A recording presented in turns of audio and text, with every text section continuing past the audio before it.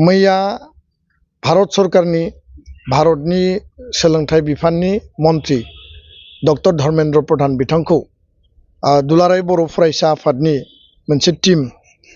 जोंनि लोगो आफादगिरि खोरोमदाव औवारी गाहाय नेहाथारि खनेन्द्र बसुमतारी आरो सोलोंथाइ नेहाथारि सोमावसार बसुमतारी लोगोसेनो लकसभानि MP जयन्त बसुमतारी बियो मोनसे शेड्यूल मिटिं खामोन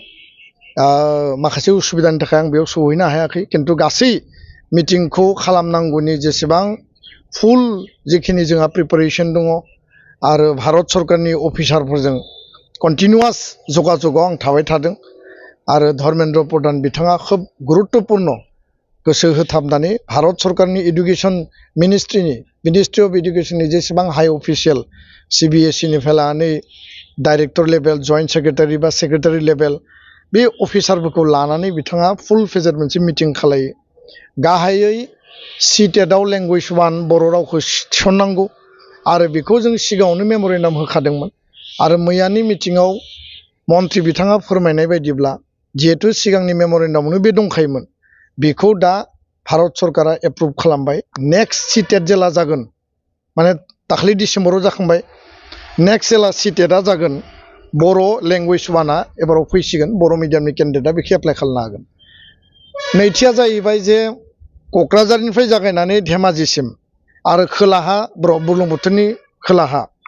जेराव जेराव बर' डमिनेटेड डिस्ट्रिक्ट दङ जेराव PMC केन्द्रीय विद्यालय दङ बा जवाहर नवोदय विद्यालय दङ JNV आरो PMC KB बेयाव बर' साबजेक्ट बर' MIL थिसननांगौ जिहेतु बेयाव बर' स्टुडेन्ट दङ आरो 8 शेड्यूल लैंग्वेज हिसाबै आसामनि एसोसिएट अफिसियेल लैंग्वेज हिसाबै जोङो बेयाव बर' MIL साबजेक्टखौ थिसननांगौ दा बे मेटारखौ लानानै जेराव मिनिमाम 15 स्टुडेन्ट थागोन बर' स्टुडेन्ट बेयाव बर' साबजेक्टखौ थिसननायनि थाखाय बिथांमोना टिचार एपइन्टमेन्ट होगोन बा साबजेक्टखौ बिथांमोना माने एलाउ खालामसिगोन बे खोथाखौ मैया बुंदों जोंनि टीमा जिहेतु बेयाव माखासे जोंनि जुक्तिखौ होनाय जादोंमोन लोगोसेनो गोदानै माखासे PMC केन्द्रीय विद्यालय गोदान माखासे जिल्ला जोंहा मोनबाय जेराव गैया आरो एडिशनेल नवोदय विद्यालय गायसननायनि थाखाय जों दाबि दैखांदों बहा बहा गायसनगोन बिनि लिस्टखौबो जों होनाय जादों बेखौ जों उननि समाव रोखायै मिथिगोन फारसेथिं अल इन्डिया सैनिक स्कुल एन्ट्रेन्स एग्जाम क्लास 6 नि थाखाय अल इन्डिया लेभेलाव गवालपारायाव सैनिक स्कुल दङ बा अल इन्डियायाव गोबां जायगायाव दङ बेयाव क्लास 6आव बर' मिडियामनि स्टुडेन्टआ बेयाव बर'जों एन्ट्रेन्स होनो मोननांगौ कुइसन पेपारा बर' जानांगौ दा बे बर' गैयिनि थाखाय बर' मिडियामनि स्टुडेन्टआ बेयाव एपियार जानो हाया एसामिसनि हायो बा बेंगलिनि हायो बा गुबुना हायो बे सुबिदाखौबो बिथांमोना खालामनो होननानै जोंनो खोथा होबाय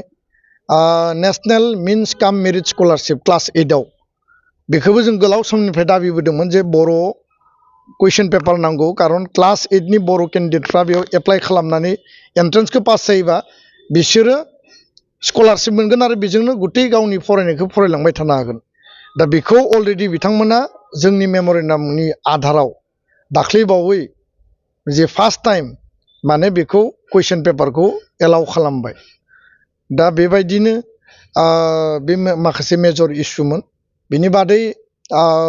बर' गोजोन गोरोबथानि एनेक्सार 1, 2, 3, 4